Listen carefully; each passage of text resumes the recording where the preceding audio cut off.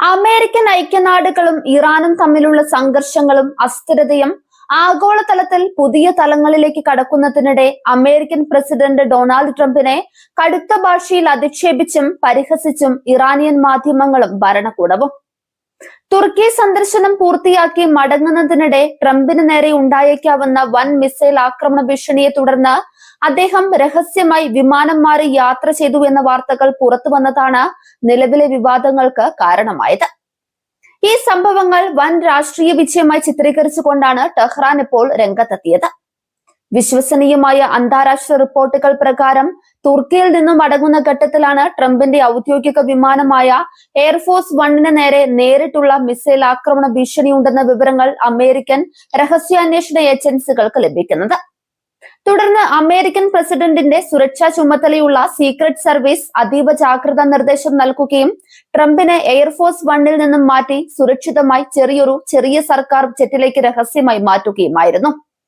ഈ നീക്കത്തെ അമേരിക്കയുടെ ഭയത്തിന്റെയും സൈനിക പരസ്യ പരാജയത്തിന്റെയും ലക്ഷണമായി ചൂണ്ടിക്കാണിച്ചാണ് ഇറാനിയൻ സർക്കാർ മാധ്യമങ്ങൾ രംഗത്തെത്തിയത്. ലോകത്തിലെ ഏറ്റവും ശക്തനായ രാഷ്ട്രത്തലവന് സ്വന്തം ഔദ്യോഗിക വിമാനത്തിൽ യാത്ര ചെയ്യാൻ പോലും ഭയപ്പെടേണ്ടി വരുന്നു എന്നത് അമേരിക്കയുടെ തകർച്ചയുടെ സൂചനയാണെന്ന് ഇറാൻ മാധ്യമങ്ങൾ പ്രചരിപ്പിക്കുന്നു. കേവലം വാർത്താ റിപ്പോർട്ടുകളിൽ ഒതുങ്ങാതെ അന്താരാഷ്ട്ര തലത്തിൽ ട്രംപിനെ നാണം കെടുത്തുന്ന തരത്തിലുള്ള ട്രോളുകളും നയതന്ത്ര പ്രചാരണങ്ങളുമാണ് ഇറാൻ ആരംഭിച്ചിരിക്കുന്നത്. സൗത്ത് ആഫ്രിക്കയിലെ ഇറാനിയൻ എംബസി തങ്ങളുടെ ഔദ്യോഗിക സോഷ്യൽ മീഡിയ അക്കൗണ്ടുകൾ വഴി ട്രംപിനെ പരിഹസിക്കുന്ന മീമുകൾ പങ്കുവച്ചത് വൻ വിവാദത്തിന് തിരികൊളുത്തിയിട്ടുണ്ട്. നയതന്ത്ര ലോകത്ത് വൻ ചർച്ചയായി മാറിയ ഈ ചവറ്റുകുട്ട പ്രയോഗവും ചിത്രങ്ങളും അമേരിക്കൻ ഭരണകൂടത്തിന് വലിയ ആഘാതമാണ് ഉണ്ടാക്കിയത്. ഒരു പ്രമുഖ രാജ്യത്തിന്റെ ഔദ്യോഗിക നയതന്ത്ര കാര്യാലയം തന്നെ അമേരിക്കൻ പ്രസിഡന്റിനെ ഇത്തരത്തിൽ തുറന്നടിച്ച് പരിഹസിക്കുന്നത് അത്യപൂർവമായ സംഭവമാണ്.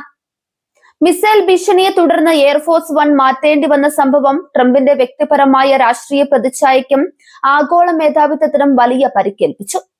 എപ്പോഴും ശക്തനായ നേതാവായി സ്വയം ചിത്രീകരിക്കാൻ ആഗ്രഹിക്കുന്ന ട്രംപിന് ജീവനിൽ പേടിച്ച് രഹസ്യമായി വിമാനം മാറി രക്ഷപ്പെടേണ്ടി വന്നു എന്ന വാർത്തകൾ ആഭ്യന്തര രാഷ്ട്രീയത്തിലും അദ്ദേഹത്തെ വൻ പ്രതിരോധത്തിലാക്കി. ഹോർമസ് കടലിടുക്കിലെ കപ്പൽ ആക്രമണങ്ങളും ഗൾഫ് മേഖലയിലെ US സൈനിക താവളങ്ങൾക്ക് നേരെയുണ്ടായ പ്രഹരങ്ങളും നിലവിലെ സാഹചര്യത്തിൽ മാധ്യമങ്ങളിലൂടെയുള്ള ഈ വൻ അധിക്ഷേപം ഇരു രാജ്യങ്ങളും തമ്മിലുള്ള ശത്രുത കൂടുതൽ വർദ്ധിപ്പിച്ചിട്ടുണ്ട്. തുർക്കിയിലെ വിമാനത്താവളത്തിൽ വെച്ച് സുരക്ഷാ ഏജൻസികൾ നടത്തിയ അതിവേഗ മാറ്റങ്ങൾ പെന്റഗണിന്റെ സുരക്ഷാ മാനദണ്ഡങ്ങളെ അടിസ്ഥാനമാക്കിയുള്ളതായിരുന്നു. എങ്കിലും അത് പുറത്തു ചോർന്നത് അമേരിക്കൻ ഇന്റലിജൻസിന്റെ വലിയ വീഴ്ചയായാണ് കാണപ്പെടുന്നത്. അതേസമയം ഇറാൻ തങ്ങളുടെ ആധുനിക മിസൈലുകളിലൂടെയും ഡ്രോണുകളിലൂടെയും അമേരിക്കയ്ക്ക് നൽകിയ പ്രഹരങ്ങളുടെ തുടർച്ചയായാണ് ഈ സംഭവത്തെ പശ്ചിമേഷ്യൻ നിരീക്ഷകർ വിലയിരുത്തുന്നത്.